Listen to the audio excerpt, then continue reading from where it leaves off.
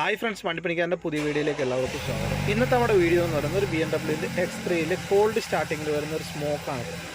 അപ്പോൾ ഈ വാഹനത്തിൻ്റെ കോൾഡ് സ്റ്റാർട്ടിങ്ങിലുള്ള സ്മോക്ക് ഒറ്റൊരു പാർട്സ് മാത്രമേ നമ്മൾ റിപ്ലേസ് ചെയ്തിട്ടുള്ളൂ. അപ്പോൾ എന്താണെന്നുള്ളത് ഈ വീഡിയോയിലൂടെ നിങ്ങൾക്ക് മനസ്സിലാവുന്നതാണ്.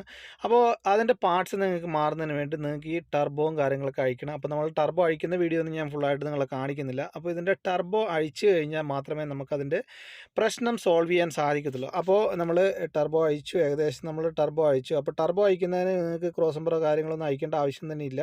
ഇതിൻ്റെ അടിയിൽ ജാക്ക് വെച്ചിട്ട് നിങ്ങൾക്ക് റൈറ്റ് സൈഡിലുള്ള എഞ്ചിൻ മൗണ്ടിങ് നിങ്ങൾക്ക് അഴിച്ചു കഴിഞ്ഞാൽ നിങ്ങൾക്ക് ടർബോ അതിൻ്റെ അടിയിലേക്ക് കൂടെ നിങ്ങൾക്ക് ഊരിയെടുക്കാൻ സാധിക്കുന്നതാണ്. അപ്പോൾ അതിനൊരു സപ്പോർട്ടായിട്ട് നമ്മൾ അതിൻ്റെ അടിയിൽ ഒരു വുഡ് പീസ് വെച്ചിട്ടുണ്ട്. അപ്പോൾ ഇതിൻ്റെ അകത്ത് 2 ഓയിൽ ഹോസാണ് വരുന്നത് ടർബോക്ക്. ഒന്ന് മെയിൻ ഹോസ്, അതേമാതിരി തന്നെ ഒന്ന് റിട്ടാണ് ഈ താഴെ കിടക്കുന്നത്. അതേമാതിരി തന്നെ കൂളൻറ്റിൻ്റെ ഹോസൊക്കെ ഇവിടെ മുകളിൽ തന്നെ ഉണ്ട്. നമ്മൾ കൂളൻ്റെ ഹോസൊന്നും നമ്മൾ അയച്ചിട്ടില്ല. അപ്പോൾ ഇതിൻ്റെ മെയിൻ ഹോസ് വരുന്നത് ഈ സൈഡിലായിട്ടാണ് കണക്ഷൻ വരുന്നത്. അപ്പോൾ അത് അയക്കണമെങ്കിൽ നിങ്ങൾക്ക് ഇതിൻ്റെ ടർബോ അയച്ചാൽ മാത്രമേ സാധിക്കത്തുള്ളൂ. അപ്പോൾ എഞ്ചിൻ മൗണ്ടിങ് നമ്മൾ ഒരെണ്ണം ഊരിയിട്ടുണ്ട് ടർബോ വരുന്നതിന് വേണ്ടിയിട്ട്. അതേമാതിരി തന്നെ അടിയിൽ ജാക്ക് വെച്ചിട്ടാണ് നമ്മൾ ഊരിയിട്ടുണ്ടായിരുന്നത്. അപ്പോൾ ഇപ്പോൾ ഞാൻ തൽക്കാലത്തേക്ക് വുഡ് വെച്ചതുകൊണ്ട് ജാക്ക് മാറ്റി വെച്ചിരിക്കുകയാണ്. അപ്പോൾ നിങ്ങൾക്ക് ജാക്കിലൊന്നും അല്ല ഉള്ളത്, ഒരു സപ്പോർട്ട്, വുഡിൻ്റെ സപ്പോർട്ട് കൂടി നിൽക്കുന്നുണ്ട്.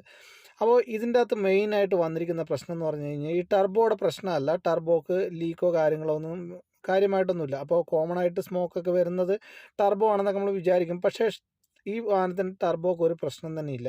ഈ വാഹനത്തിൽ ഒരു റീകോൾ വന്നിട്ടുണ്ട്. അപ്പോൾ റീകോൾ വന്നിരിക്കുന്നത് പറഞ്ഞു കഴിഞ്ഞാൽ കുറച്ച് മോഡലുകൾക്ക് മാത്രമേ ഉള്ളൂ. അപ്പോൾ ഈ റീകോൾ ഉള്ള വാഹനമാണ് ഈ കാണുന്നത്. ഇതിന് ടർബോയുടെ ഓയിൽ ഹോസ് കണ്ടല്ലോ, ഇത് നമ്മൾ പുതിയത് മേടിച്ചതാണ്. ഇതിൻ്റെ പഴയതും ഞാൻ കാണിച്ചു തരാം. ഈ പഴയതും പുതിയതും തമ്മിലുള്ള വ്യത്യാസം കണ്ടല്ലോ, ഇത് ഫുള്ള് ഓപ്പൺ ആയിട്ടാണ് കിടക്കുന്നത്. മറ്റേ പുതിയ ഹോസിലാണെങ്കിൽ വാൾവ് വന്നിട്ടുണ്ട്. അത് കണ്ടല്ലോ, ഒരു വാൾവ് വന്നിട്ടുണ്ട്.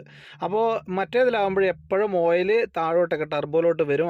അങ്ങനെ കോൾഡ് സ്റ്റാർട്ടിങ്ങിലാകുമ്പോഴത്തേക്ക് ഇതിൻ്റെ അകത്ത് ടർബോയിൽ ഓയിൽ അങ്ങനെ നിറഞ്ഞു കിടക്കും.